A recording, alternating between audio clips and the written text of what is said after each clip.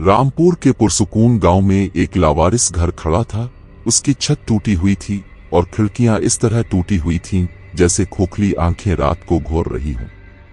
हर शाम जैसे ही चाँद तुलू होता था, इन खिड़कियों में से एक चैनल को सब्सक्राइब करें और घंटी के निशान को दबाएं। एक में एक मध्यम मोमबत्ती टिमटिमाती थी और गांव वाले सरगोशी करते थे, ये चौड़ील है, अपने शिकार का इंतजार कर रही है। गुरूब आफ्ताब के बाद किसी ने करीब जाने की हिम्मत नहीं की सिवाय दो मुतजस्सिस कजन्स रिया और आरो के, जिन्होंने एक चांदनी रात को सच्चाई से पर्दा उठाने का फैसला किया।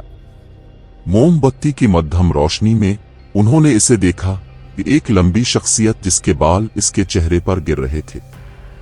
इरो ने रिया का हाथ पकड़ा और डरते डरते सरगोशी की। इस शख्सियत ने अपना हाथ उठाया और चीख के बजाय एक नर्म आवाज कमरे में भर गई, डरो मत। मोमबत्ती की रोशनी में इसका पीला उदास चेहरा चमकते ही बच्चे जिम गए। बहुत पहले मैं यहाँ अपने खानदान के साथ रहती थी, उसने कहा। हम अलग हो गए थे और मैं तब से इंतजार कर रहा हूँ।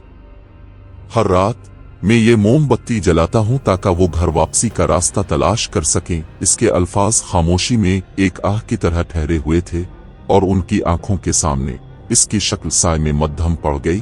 खिड़की में सिर्फ एक मुस्तहकम शोला चमकता रह गया। कजन्स बेदम होकर वापस भागे, लेकिन अब डर नहीं रहा।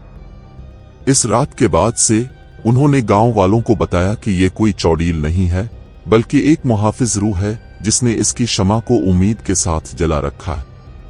और इस तरह रामपुर के लोग इसे चौड़ील नहीं बल्कि मोमबत्ती का मुहाफिज कहने लगे। ये एक नर्म याद दहानी है कि तारीक तरीन जगहों पर भी मोहब्बत से रोशनी चमक सकती है।